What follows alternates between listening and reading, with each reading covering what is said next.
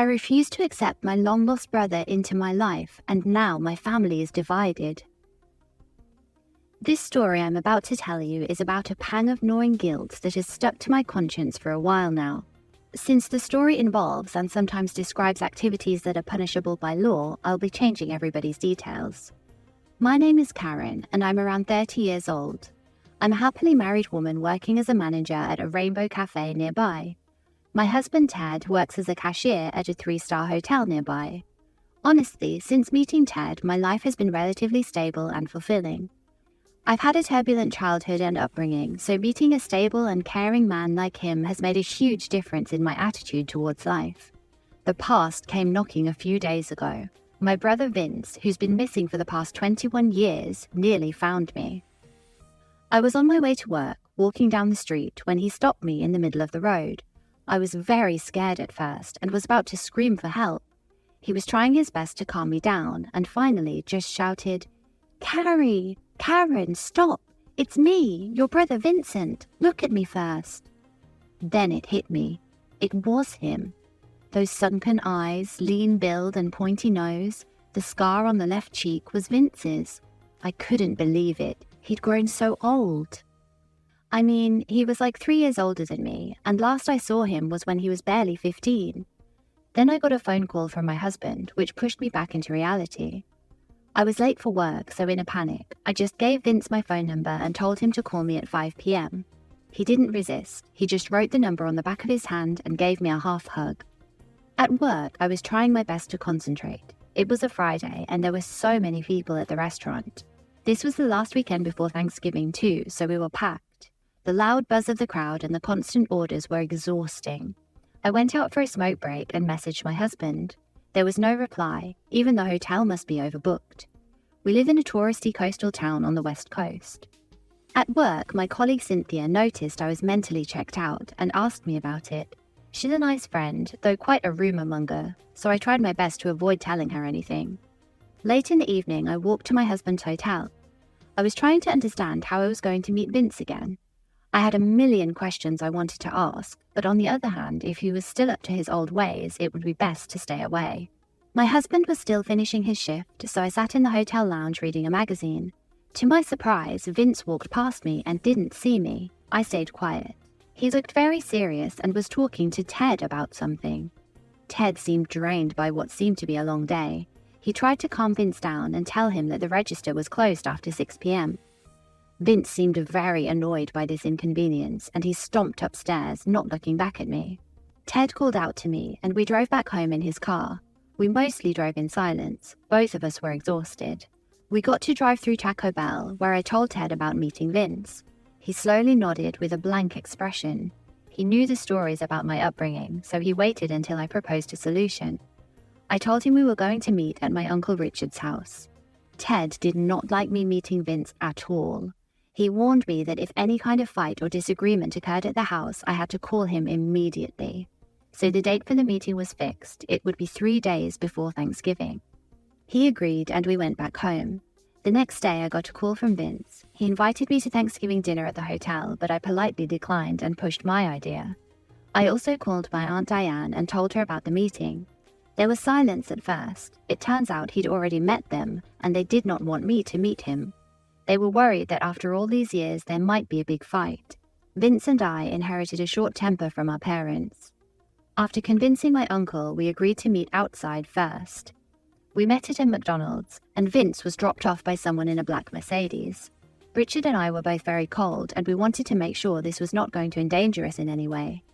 Vince started off by trying to lighten the mood by cracking jokes and being friendly. Once he realized we wanted more context about his return, he started making a scene. He blamed us for not accepting him after he came back with nothing but love for us. This pissed me off. When he left, I had to roam around, asking random strangers where he'd gone. I was followed and harassed throughout my teenage years. He was basically a criminal who abandoned me and now expects love back. I started arguing with him about his immature request. Our uncle tried to mediate, but our anger took over and we started shouting. The whole restaurant was looking at us, and I think some of it was even recorded by strangers. It got to a point where the manager escorted us out with both of us still verbally abusing each other. Finally, my uncle called my husband, who came out and took me back home while Richard stayed with Vince. I was still shallowly breathing from the shouting, and my husband was disappointed that I'd embarrassed myself trying to prove a point. Aunt Diane called me at night to make sure I was okay, and she told me that they wanted to give Vince another shot at trying to patch it back up with the family. So they organized a dinner at their house with all their relatives on Thursday. Thursday evening, around 5 p.m, I went to their house. Vince came a little late, but my aunt had invited other relatives round as well, who arrived quite late themselves. This was quite a spectacle. You know that distant family member you've heard a lot of crazy stories about? The one that you never see but hear about at every gathering? Vince was that for our family. Vince, to his credit, navigated the atmosphere and barrage of questions quite well. They all had an idea why he ran away. Very few even tried finding him after the fact. Our parents are also quite a sensitive topic among the family members. In fact, I've not spoken to my dad's side of the family since he passed away when I was 7. After all the talking, I still could not believe it was the same Vince. He had the same charm and confidence as Vince, who I remembered. But something felt off to me. Why was he back? Why now? Why was he happy about meeting these relatives who did not do anything for us back then? The answer I got after everyone had left. He sat down next to me and started telling me about his life after running away. He left out plenty of details and only told me the gist. Basically, after running away with his partner in crime, Jules, across the country in his car, they started working in an auto repair shop. Vince wanted to have a clean life, so he worked hard and eventually married the manager's daughter. His ex-wife's name is Julia, and they now have a kid too, a smart little girl named Emma. She's almost 11 now. But not all happiness lasts. He and Julia had a lot of fights. Eventually, they decided divorce was the best option for everyone. They separated about 3 years ago. This only brought up more questions than before. He'd gone through such important stages of his life without ever needing to contact us, but now he wants to reconnect? I asked him to stop lying and tell me the reason for his return. He'd lived on his own for a long time, but when he remembered us, it felt as though it was too convenient. I told him I would not trust him just yet, but was willing to at least not ignore him. Then his uncle started asking him what he did for a living. It turns out he was a small investor and manager for a car rental and repurposing business. We left after dinner, but that uneasy feeling didn't go away. Ted could not come to this gathering, so I told him about it when I got back home. Ted had interesting news of his own. So Vince's guest, who stayed with him at the hotel, was a woman. She apparently threw a big tantrum about the neighbor in the next room. This was odd. He told us at the meeting that he was there alone. I tried to inquire more, but Ted did not want to give me personal information about hotel customers. The uneasy feeling only grew. In a couple of weeks, Vince has suddenly become the favorite person of everyone I know. Vince was a regular at Uncle Richard's house, even apparently brought him on as a partner in his investments. He also started house hunting and kept calling to ask about neighborhoods. This was all too quick, but I couldn't really say much. Ted kept giving me updates on Vince and his guest friend, who was constantly drunk. Ted and Vince could never officially meet during this time. Vince had told my family he was crashing at a friend's place, so the only ones who knew he was at a hotel were me and Ted. This series of harmless lies started to add to the uncomfortable feeling. Then Cynthia told me something that more or less confirmed it. I was at work, almost at the end of my shift, when I got a phone call from Vince. He wanted me to come and look at the new house he was renting. I reluctantly agreed to the arrangement and went with him. It was a gated neighborhood with lush palm trees. I was frankly surprised he was able to afford all this. The house itself was quite cozy and compact. This was just a temporary residence for a year or so. Until this side of the business takes off, I'll probably move back. All of this was true, yet there was a dark undertone to it. The next day, Cynthia pulled me aside at work and immediately asked me who I'd left work to meet. Mostly confused by this sudden line of interrogation, I denied everything, but she kept insisting that she saw me near her house. After a little back and forth, I discovered her house was on the same street as Vince's new house. It turns out that after I left, Vince was talking to someone named Patrick, who is a well-known thief and drug dealer. Pat the Rat, as he's known for his ability to squeeze out of any situation. So Cynthia suggested that anyone talking to him could and would only be involved in shady business.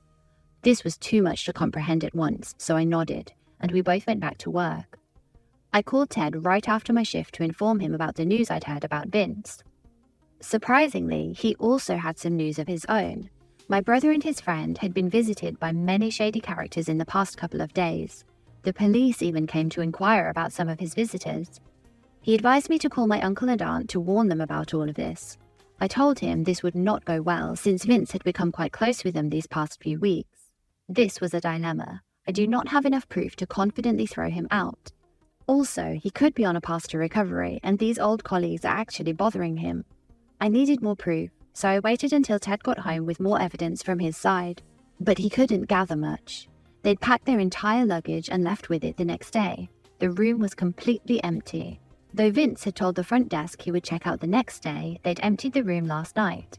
This was an interesting problem, so I decided to confront him straight up. I called him and inquired about every doubt I had. He listened, being ghostly silent. Then he huffed and told me there was no way he was impressing me, even after all the effort he'd put in to become a different man. He compared me to our mother, throwing every insult he knew. Finally, he slammed the phone. I was pleased that he did not have any defense against any of the accusations I'd placed against him. Feeling confident, I called my aunt and started telling her everything I'd discovered. That was when I heard a side of the story that shocked me. The friend who was living with him was his girlfriend, Laura. She's a recovering addict.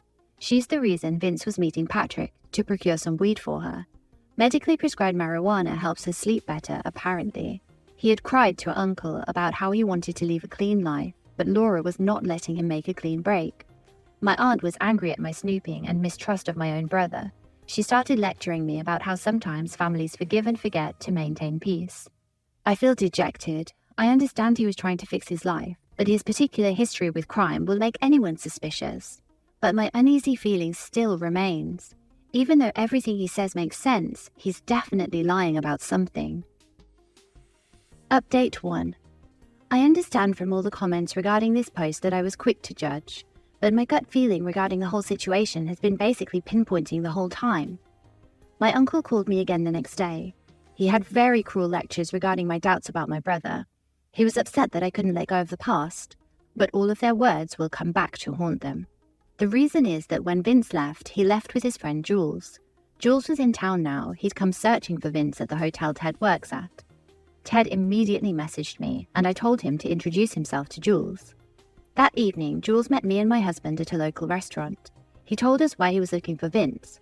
To understand their dynamic, I will need to tell you about the past that I've been avoiding for so long. Vince, Jules, and I grew up in a highway town in Texas. We were poor, and our parents were heavy alcoholics. This killed my father when I was 5, and my mother was too debilitated to take care of us, so our grandma took us in. But Vince, during this time, had mingled with the wrong crowd. He was jacking cars and selling parts of them for profit. This is where he met Jules. Jules was a little older than Vince, but Jules's dad was a thieving criminal himself. So with Jules's connection, they started making more daring attempts. They hit a bump when their attempts got them noticed by the highway police authorities. This scared them so much that they ditched town and drove off to lay low for a couple of months. But after running away to a city, they found out some automobile repair shops were involved in similar activities. Things at home weren't great enough for them to warrant a comeback, so they tried to settle down in the same city. This got them into trouble eventually, and Jules was arrested. There was undeniable evidence of fraud, so he would serve a long time in prison. Outside of being paranoid, Vince wanted to start earning legitimate money. This led him to take out loans from local loan sharks. His idea was that he wanted to buy cheap cars, repair them, and rent them out for high interest rates and manipulative contracts. He has some muscle in the game as well. Being involved in theft and crime comes with those perks. So if people did not pay back, he and a couple of other dudes would threaten, steal, and sometimes even sue customers. The terms were extremely predatory, but since many people with bad credit who could not go to the bank in a big city needed cars to commute, they would sign up to it. Though the business was a success, Vince wanted to expand, buy more and rent more. This pushed him to sometimes jack old cars from senior citizens who were unlikely to report crimes. That is why he was in Florida. He was trying to set up such a predatory business right here in the city. Now, technically speaking, there is nothing illegal about the business in theory, but the way it's conducted by people is definitely dirty. So all I needed was a customer showing evidence of being mistreated and I could report him to the cops. Jules had finished his sentence and came searching for Vince. He saw nothing wrong with the business, he just saw it as a way to hustle. For him, me being a manager and him being a thieving criminal were all the same. Ted was shocked to hear Jules say that and walked away. Ted is a religious man with a high moral standard, so this sentence felt like an insult to him. Working hard to earn a livelihood was fine unless it hurt other people. So right now, we're trying to search for any victims of Vince's business so we can start a civil lawsuit against him. Update 2. There's some exciting news regarding the entire Vince debacle. So last time we left off, Ted and I were searching for victims of a quite frankly shady business conducted by Vince. Ted put it up on Facebook regarding this and got some responses, but none of them were confident enough to file a lawsuit, so we realized we needed a frankly charming public prosecutor who would gladly turn this into a suit. For a couple of months, we found and sent emails to public prosecutors about the issue, but they were all busy. We almost gave up on the topic when we heard back from Gary. Gary was a public prosecutor from Texas who'd been following this private local rental business for a while now. He started off by tracking the rental of luxury cars, then followed it up with this. We were beyond thrilled at the opportunity to see the complete legal side of the whole deal. Till now, we felt like vigilantes trying to fight crime on our own. The reason for that, as Gary explains, is that the customers are forced to sign long and convoluted documents that mostly mean harm to them. They're also not given enough time to go through the whole thing, and since lawyers ask a lot to go through it themselves, people are left with no choice but to sign things blindly to fulfill the necessity for an automobile. So Gary is going around, with our help, collecting information and convincing people to join the prosecution, while trying to be as quiet as possible. Vince himself has turned into a celebrity of some kind in our family. The family is appreciating his presence at the table after a long absence from it altogether. He's even proposed to his girlfriend Laura and filled his rented house with furniture. Uncle Richard invited us over to a barbecue over the weekend. The whole event was sort of designed to insult Ted. There was a constant mockery of what he did for a job. Vince was walking around like he owned everyone and everything. His fiancée Laura was ogling at the chain that my grandmother gifted me when I left for community college. Vince avoided talking to both of us the whole time. Everything they wanted to tell us was communicated through group whispers or my aunt. My family was very cold in their responses. They thought that I was bitter about the attention Vince was getting after coming back. The mother side of the family doesn't have many children in my generation, so Vince and I were basically inheriting everything. So my aunt asked me to give my chain to Laura as a wedding gift when they got married. This was the only gift I ever got from that woman who took care of me when everyone washed their hands of us. I told her that the only way Laura gets it is if she steals it from my dead corpse. My aunt doesn't like talking about death and negativity, so she just raised her eyebrows while walking away. She started telling people that my pride had gotten in my head and I was throwing her love away. Seeing my irritated face, Ted just drove me home. All the way, I could only think of my grandmother's saying, "Pride cometh right before the fall," and his fall was near. Update 3. So it's been over a year since the last update, as I understand, but there has been a lot of development regarding the issue. This might also be the last update on the story since the lawsuit was already filed and settled, but to continue from where I left off last time, Gary went around researching and collecting as much information as possible, and he filed a lawsuit on behalf of nearly 250 victims, all of whom were affected by the shady activities conducted by Incessant Car Rentals. The suit included charges like racketeering and bribery, theft and blackmail. The entire rental was mostly owned by Vince himself, while a couple of his good friends were sleeping partners.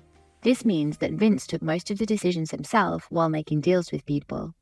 The suit was filed in Texas, though the operations of the company were in Texas, New Mexico, and Arizona. The Florida branch was not completely established and running for it to count yet. Vince, since the lawsuit started, has been running around all over trying to find a way to shut this down. The local news stations picked up on the lawsuit since there were a lot of people involved. Gary told us that he got threatening calls and messages from strangers before the first court date. The main argument in the case is that rental companies have very few regulations in the US. They're working and participating in very predatory ways that harm the local citizens. The case then received a lot of press coverage from local newspapers, especially during the recent state Senate elections. During all this, Vincent was searching for people who would testify about his character. His lawyers suggested he try his best to get me to do it, since the story of a brother who ran away and made a fortune the right way, being still loved and respected by his close family, sounded very good to the jury. I declined at first and made up reasons why I couldn't do it. The entire family was trying its best to convince me to testify. I did not let the pressure get to me, and I firmly rejected the offer. This caused my family to completely cut me off.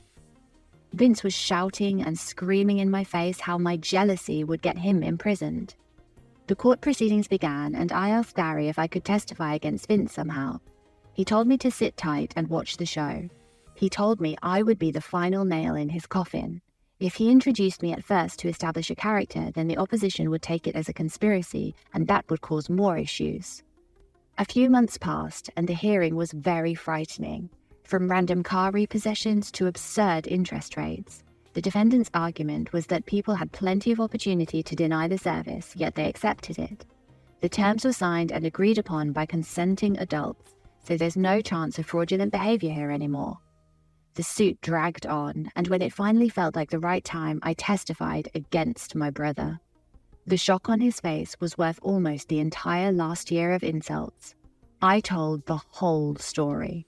The dark details, and aired his dirty laundry. Ted was relieved that this thing was finally over. It had been bothering us for a while. I got a call from my uncle and aunt right after the court session adjourned. They were apologetic in their tone. They invited me to visit them sometime. I rejected it all. I don't want the support of people who value money more than relationships. To my surprise as well, I was pregnant. I thought the period was delayed due to stress, but after a brief test, I knew. Ted is excited about the baby and has started preparing to become a parent. Becoming parents was our dream. I just hope to be a better parent than my father and mother. I don't want my children to utter or believe in the words that Jules said.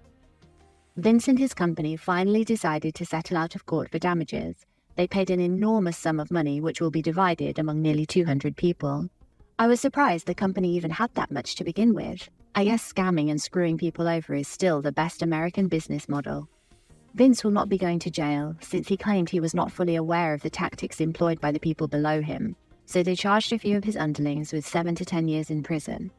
The case grabbed national attention as well, and politicians all around are now trying to take sides on how to deal with the predatory rental businesses all over the country. I'm just happy that I was able to be a small part of this fight for justice. So, what do we think of that story then, guys? Was OP right to trust her instincts initially and not let her brother into her life? And how would you feel if everybody in the family took his side over yours? I don't think it was very fair the way they treated her in the beginning.